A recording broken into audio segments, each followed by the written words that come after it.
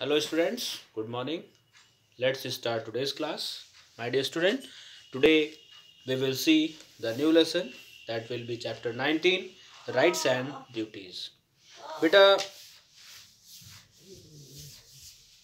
if we have best friend, अगर हमारे कोई अच्छे मित्र हैं तो उनमें क्या खास बात होती है, हम लोग साथ साथ रहते हैं और जहाँ भी जाते हैं सुख दुख में या जिस ज़रूरत में होते हैं वो खड़े होते हैं। तो बेटा ठीक इसी तरीके से rights and duty both are the good friend and where there is right there is duty.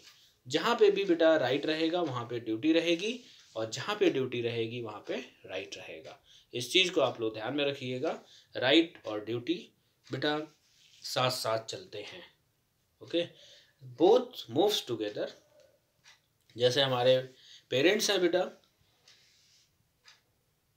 हमारे लिए कोई भी हमें ज़रूरत है किसी भी चीज़ की तो हमारे लिए जो हमारे माता पिता हैं वो हमारी सारी इच्छाओं को पूरी करते हैं और सब कुछ हमें प्रोवाइड कराते हैं। तो एक तरीके से देखा जाए तो ये उनकी ड्यूटी है और साथ में क्या है, सबसे ज़्यादा हम पे अधिकार किसका है, हमारे माता पिता का। तो बेटा rights and duty, in this lesson we will discuss about rights and duties, what are right and what are duty, and which types of right is given by our constitution, by our country, and which types of duty we have to do. So let's see. India gained its much awaited freedom from the British at the midnight of 15 August 1947. बेटा 1947 को हमें आज़ादी मिलती है। At that time उस समय के हालात क्या थे बेटा, how ever India did not have the it's framework. India का कोई भी ढांचा नहीं था, किस तरीके से सरकार चलेगी, किस तरीके से देश चलेगा, इस चीज़ की कोई भी जानकारी किसी को नहीं थी। But on 26 January 1950 India's constitution came into force. बेटा अगर हम इंडिया के कॉन्स्टिट्यूशन की, संविधान की बात करें तो 26 जनवरी 1950 को ये लागू हुआ था। मतलब आज बेटा 27 है, कल के दिन 26 जनवरी हम लोग इसीलिए मनाते हैं क्योंकि उस दिन हमारा संविधान लागू हुआ था। ओके, तो बेटा इंडियाज़ कॉन्स्टिट्यूशन का मतलब होता है बेटा, constitution means a set of record in which rules and regulation are given there which have to follow, which is supposed to follow our country citizen of our country. So constitution came into force. The constitution of India is supreme law of the land. जो constitution है हमारे India का बेटा वो supreme law है, सबसे बड़ा कानून है और उसी के हिसाब से पूरी कंट्री रन करती है। हम सभी लोगों को जो है उसी से अधिकार मिलते हैं, उसी से कर्तव्य मिलते हैं बेटा। The constitution of it lays down the rights and duties for the people of the nation. We will now discuss the fundamental rights and fundamental duties of the people. In this lesson we will discuss about the fundamental rights and fundamental duties. So first of all we will discuss about the fundamental rights. You can see here, my dear student, first right is right to equality. Beta right to equality means every citizen of India is equal in the eye of law. मतलब यहाँ के कानून बेटा जो right to equality, जो citizen है, कोई भी सिटीजन है इंडिया का, कोई भी व्यक्ति है इंडिया का, वो हर आदमी बराबरी का अधिकार रखता है। No discrimination can be made, किसी भी तरीके का कोई भेदभाव हम नहीं कर सकते सेक्स के आधार पे, मतलब वो चाहे आदमी हो चाहे औरत हो, कास्ट के आधार पे, कलर के आधार पे, क्रीड के आधार पे। क्रीड का मतलब होता है बेटा जो हम अपने धर्म से और अपनी हमारी जो विचार होते हैं, वैचारिक चीज़ें होती हैं, है ना। रिलीजन धर्म के आधार पे, रेस के आधार पे या बर्थ के आधार पे। Nobody can discriminate anybody. So next is बेटा right to freedom of speech and expression. Beta India is a democratic country. In India we have the power to form the government, means common people have the power to form the government. Which government will be ruled in India, it is decided by common people of India. So no citizen right to freedom of speech and expression. So we have right. The constitution give us right to speech and expression. मतलब हम कुछ जो है बोल सकते हैं, बोलने का अधिकार है, और हम कुछ एक्सप्रेस कर सकते हैं. The constitution gives every citizen the right to express his or her feeling and opinions without fear and prejudice. Right to peacefully assemble without arms, for unions or associations move freely anywhere in the country and live or settle in any part of the country. Every right comes with a responsibility. मैंने कहा था बेटा कि जहाँ पे right रहेगा वहाँ duty रहेगी. तो जितने भी राइट हैं बेटा हमारे, हमको जितने भी अधिकार मिले हुए हैं उसी के साथ साथ हमारे कुछ कर्तव्य भी हैं. We have the right to freedom of speech. हमें बोलने का अधिकार है, अपने आप को एक्सप्रेस करने का अधिकार है. But it does not give us the liberty to say bad things. लेकिन ये हमें इस चीज़ की आज़ादी नहीं देता कि कोई भी हम गंदी बातें करें या किसी को गाली दें, किसी का अब्यूज़ करें. इसका मतलब ये नहीं है. In that case, our right would become a discomfort for other. और अगर हम ऐसा करते हैं तो ये किसी के लिए परेशानी का कारण बन सकता है. नेक्स्ट है बेटा right against exploitation. Right against exploitation में मतलब nobody can exploit us. So no individual company or entity can force any person to work as a bonded laborers. Bonded laborers का मतलब होता है बेटा बंधुआ मजदूर. मतलब पहले के समय में क्या होता था बेटा, कर्ज में लोग जो पैसा ले लेते थे और उसका ब्याज इतना ज़्यादा रहता था कि वो कर्ज का जो मूलधन होता है उसको तो आप छोड़ ही दीजिए, ब्याज तक नहीं भर पाते थे. और जिससे पैसा लेते थे उसके यहाँ पूरे उम्र बीत जाती थी.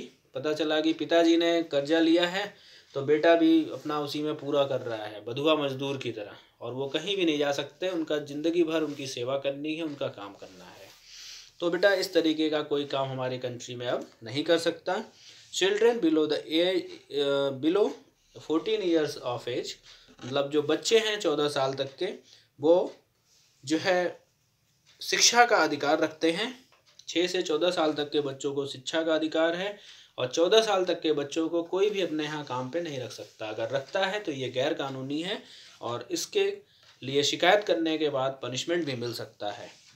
Our constitution gave them right to education and protect them from any kind of exploitation. जो बच्चे हैं 14 साल तक के उनको पूरी तरीके से कानूनी अधिकार मिला हुआ है और हमारा कानून जो है उनको प्रोटेक्ट करता है. नेक्स्ट है बेटा right to freedom of religion. India में बेटा कोई भी व्यक्ति है वो किसी भी रिलीजन को, किसी भी धर्म को अपनाने के लिए फ्री है. वो किसी भी धर्म को अपना सकता है और किसी भी धर्म के रीति रिवाजों के हिसाब से फॉलो कर सकता है. नेक्स्ट है बेटा cultural and educational right. In cultural and educational right India is a country of many religion. India बहुत सारे धर्मों का जो है संगम है एक तरीके से कहें. sects and communities which have their own beliefs, tradition. The constitution provides for measures that would safeguard the right of people to preserve their culture, identities and tradition. ये जो बेटा फंडामेंटल राइट है ये हमें एक सेफ गार्ड का मतलब होता है, रक्षा कवच देता है.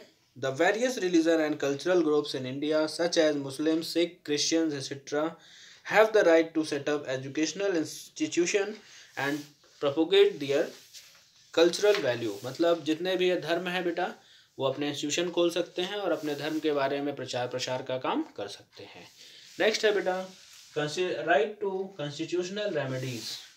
रेमेडीज़ का मतलब होता है उपचार. अगर जो है हम सारी चीज़ें बना दें और न्याय पाने का अधिकार ना हो किसी के पास तो सारी चीज़ें बेकार हैं. तो इसलिए बेटा राइट टू कॉन्स्टिट्यूशनल रेमेडीज़ हैं.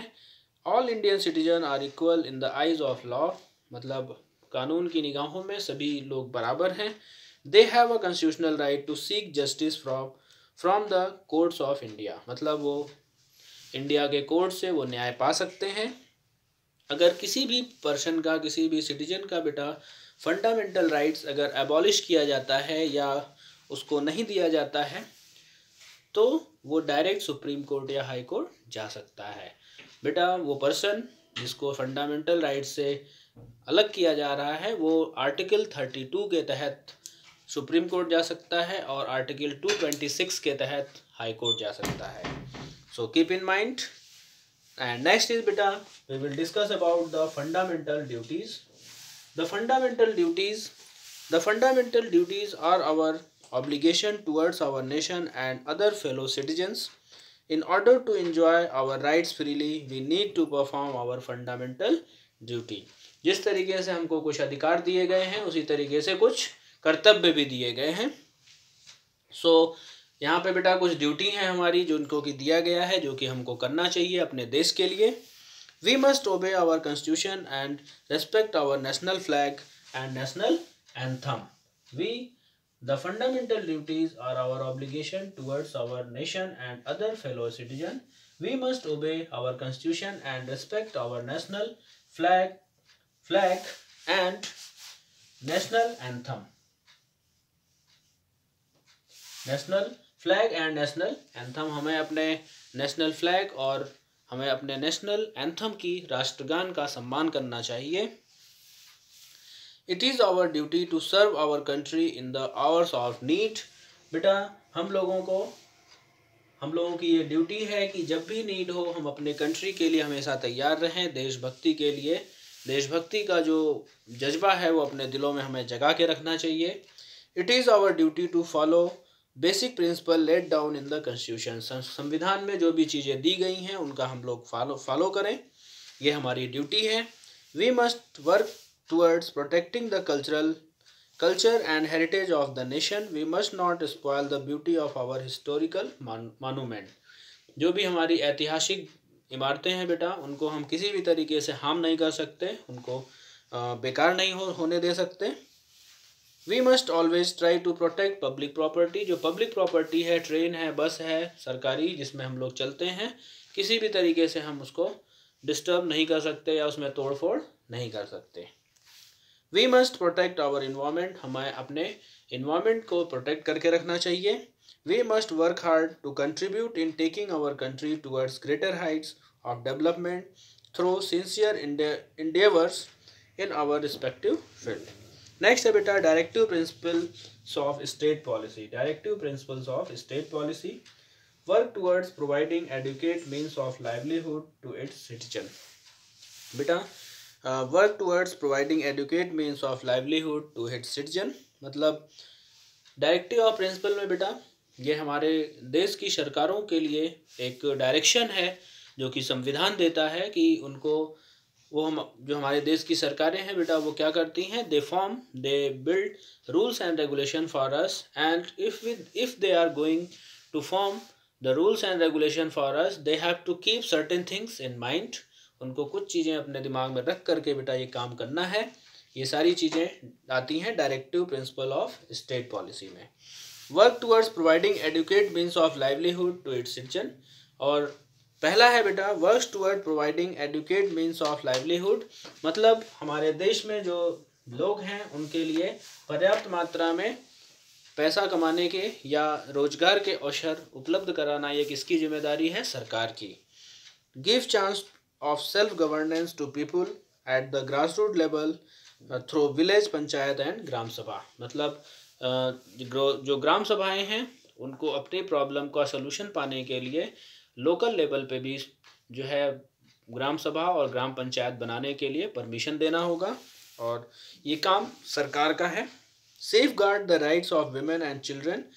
सरकार का ये भी काम है कि जो बच्चे हैं और जो स्त्रियां हैं हमारे देश की उनके सम्मान की रक्षा करें और उनको अब स्पेशल अपॉर्चुनिटी दें आगे बढ़ने के लिए.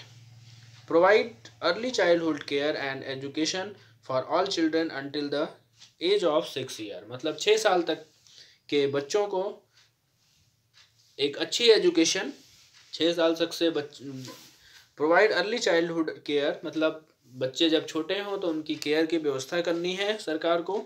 And education for all children और जितने भी बच्चे हैं सबके एजुकेशन की भी व्यवस्था करना ये सरकार की जिम्मेदारी है. Until the age of 6 year. Work for the improvement in the status of weaker section in the society. Work for the improvement in the status of weaker section in the society मतलब समाज में जो लोग गरीब हैं या जो लोग असहाय हैं उनको मेन स्ट्रीम में लाने के लिए ये सरकार की जिम्मेदारी है कि कुछ उनके सुधार के लिए, कुछ उनके स्टेटस में इम्प्रूवमेंट के लिए भी काम करे. So my dear student, it's all about our today's class. Now we will meet in next video. Thank you. Have a nice day.